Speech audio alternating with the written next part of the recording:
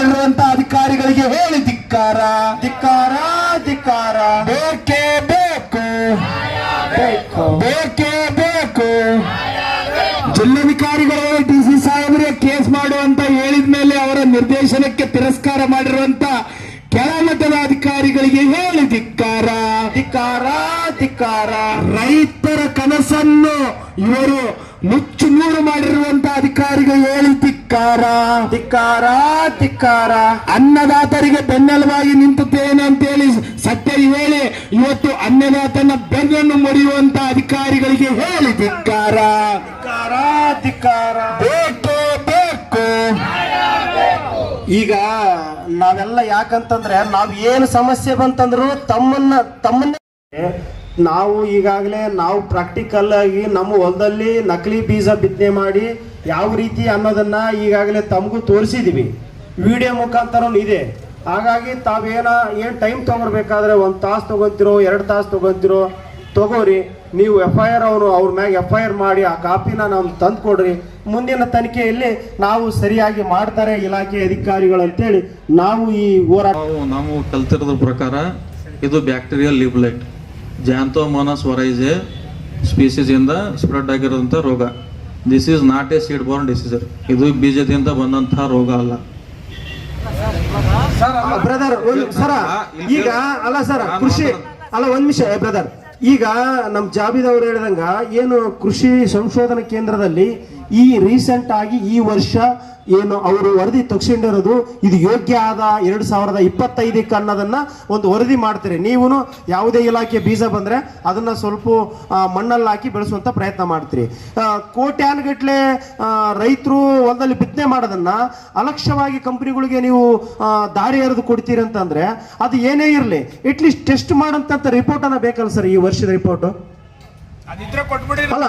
ನನ್ಗೇನ್ ಹೇಳ್ತೀನಿ, ನೀವು ಪರ್ಮಿಷನ್ ತಗೊಳ್ಳಿ. ಅವನು ಏನಾದ್ರೂ 2024-25 ಈ ಬೀಜ ರೈತರ ಹೊಲಗಳಿಗೆ ಬಿತ್ತನೆ ಮಾಡಕ್ಕೆ ಯೋಗ್ಯ ಇದೆ ಅನ್ನೋದು ಕಂಪ್ನಿ ಬೇಕಾದ್ರೆ ಅದನ್ನ ನಿದ್ರೆಗೆ ತೋರಿಸ್ರಿ, ನಾವು ಬೇಕಾದ್ರೆ ಎದ್ದು ಹೋಗ್ತೀವಿ ಎಲ್ಲಾರು. ಈಗ ನಾವು ಮಾಡೋದಂತಂದ್ರೆ ಬೀಜ ಜರ್ಮಿನೇಷನ್ ಟೆಸ್ಟ್ ಅಷ್ಟೇ ಮಾಡ್ತೀವ್ರಿ. ತದನಂತರ ಅದು ರೋಗ ಬರುವಂತ ಟೆಸ್ಟ್ ಅಲ್ಲ ರೋಗ ಅಲ್ಲ ಸರ್. ಈಗ ನಾವ್ ಹೇಳ್ತಾ ಇದೀವಿ ಅಲ್ಲ ಸರ್, ಈಗ ನಾವ್ ಹೇಳ್ತಾ ಇದೀವಲ್ಲ, ಈಗ ಹೇಳ್ತಾ ಇದೀವಿ ಆ ಕಂಪನಿ ವಿರುದ್ಧ ನಾವು ಹೋರಾಟ ಹಮ್ಮಿಕೊಂಡಿದೀವಿ. ಆ ಕಂಪನಿ ಬಗ್ಗೆ ಆರೋಪ ಮಾಡ್ತಾ ಇದೀವಲ್ಲ, ಆ ಕಂಪನಿಗೆ ಸಂಬಂಧಪಟ್ಟಂತ ಇಲ್ಲಿಗಲ್ ಆಕ್ಟಿವಿಟೀಸ್ ಎಲ್ಲ ದಾಖಲಾತಿಗಳು ನಿಮ್ಮಲ್ಲಿ ಇರಬೇಕಾಗಿತ್ತು. ಈಗ ನಾವು ಆ ಕಂಪನಿ ಮೇಲೆ ಆರೋಪ ಮಾಡ್ತಾ ಇದೀವಿ. ಆ ಕಂಪನಿ ನಮ್ಮ ಹೊಲದಲ್ಲಿ ಆದಂತ ಏನು ಪ್ರಾಕ್ಟಿಕಲ್ ಅನ್ನ ತೋರಿಸ್ತಾ ಇದೀವಿ. ಹಾಗಾಗಿ ತಾವು ಸಂಶೋಧನಾ ಕೇಂದ್ರದಲ್ಲಿ ಆ ಕಂಪನಿ ತಗೊಂಡಿದೆ ಇಲ್ಲೋ ಅದ್ರ ಮೇಲೆ FIR ದಾಖಲು ಮಾಡಬಹುದಲ್ಲ ಸರ್. ಯಾವುದೋ ಹಳೆ ಬೀಜ ತಗೊಂಡು ಲೈಸೆನ್ಸ್ ತಗೊಂಡು ಹಳೆ 10 ವರ್ಷ ಹಿಂದಿನ ತಗೊಂಡು ಅವನು ಯಾರೋ ಸ್ಟಾಕ್ ಕೊಟ್ಟು ಲಕ್ಷಾಂತರ ರೂಪಾಯಿಗಳನ್ನ ನಮ್ಮ ಹೊಲದಲ್ಲಿ ಹಾಳು ಮಾಡ್ತಾನಂತಂದ್ರೆ ಅವನಿಗೆ ಕುಮ್ಮಕ್ಕು ಕೊಡುವಂತ ಕೆಲಸ ನೀವು ಮಾಡ್ತಾ ಇದೀರಲ್ಲ, ಇದು ತಪ್ಪಲ್ವಾ ಸರ್? ಇಲ್ಲಿ ಅವನೆಲ್ಲೋ ಒಂದ್ ನಿಮಿಷ ಸರ್, ಅವನೆಲ್ಲೋ ಅಂತಾರಾಜ್ಯದ ಕಂಪನಿ. ನಾವು ಈ ತಾಲೂಕಿನ ಕರ್ನಾಟಕ ರಾಜ್ಯದ ಮೂಲ ನಿವಾಸಿಗಳು. ಆಮೇಲೆ ನಮಗ್ ಒಕ್ಕಲ್ತನ ಬಿಟ್ರೆ ಬೇರೆ ಏನು ಗೊತ್ತಿಲ್ಲ. ನಾವೆಲ್ಲ ಅಮಾಯಕರು. ಈ ಬ್ಯಾಪ್ಟಿಸ್ಟ್ ರೋಗ ಯಾವುದು ಗೊತ್ತಿಲ್ಲ, ಮತ್ತೊಂದು ರೋಗ ಯಾವುದು ಗೊತ್ತಿಲ್ಲ. ನೀವು ಏನು ಮಾರ್ಗದರ್ಶನ ಕೊಡ್ತೀರಿ, ಯೂರಿಯಾ ಹಾಕಂದ್ರೆ ಯೂರಿಯಾ ಹಾಕ್ತೀವಿ, ಕೀಟನಾಶಕ ಹೊಡೆಂದ್ರೆ ಕೀಟನಾಶಕ ಹೊಡಿತೀವಿ. ಇವತ್ತು ಅವ್ರು ಕೊಟ್ಟಿರುವಂತ ಈ BP2 ಬೀಜ ರೈತರು ಬಹಳ ಖುಷಿಯಿಂದ ಬಹಳ ಹುಮ್ಮಸ್ಸಿನಿಂದ ಮಳೆ ಚೆನ್ನಾಗಿದೆ ನೀರು ಚೆನ್ನಾಗಿದೆ ಅಂತ ಬೆಳೆದ ಮೇಲೆ ಬರೀ ಹುಲ್ಲೊಂದೇ ಬಂದು ಆ ಭತ್ತದ ಏನು ಸಸಿಯ ಯಾವುದೇ ಭತ್ತದ ಒಂದು ಕಣಗಳು ಬಂದಿಲ್ಲ ಅಂತಂದ್ರೆ ರೋಗ ಬಂದೈತಂತಂದ್ರೆ ಇದು ಅವೈಜ್ಞಾನಿಕ ಮಾತುಗಳಾಗುತ್ತ ಸರ್. ಇಂಥ ಉಡಾಫೆ ಉತ್ತರಗಳಿಗೆ ಬಾಬಾ ಸಾಹೇಬರ ಸಂವಿಧಾನದಲ್ಲಿ ಚಾನ್ಸೇ ಇಲ್ಲ.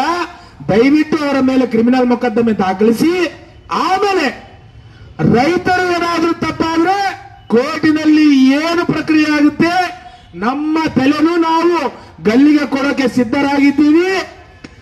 ನಮ್ಮ ರೈತರು ಆತ್ಮಹತ್ಯೆಗೆ ಸಿದ್ಧರಾಗಬಾರ್ದಂತೇಳಿ ತಾವು ರೈತರ ಬೆನ್ನೆಲುಬಾಗಿ ನಿಂದಿರಬೇಕು, ಬೆನ್ನು ಮುರಿಬಾರ್ದು ಅಂತೇಳಿ ಕೇಳ್ಕೊಳ್ತೀನಿ.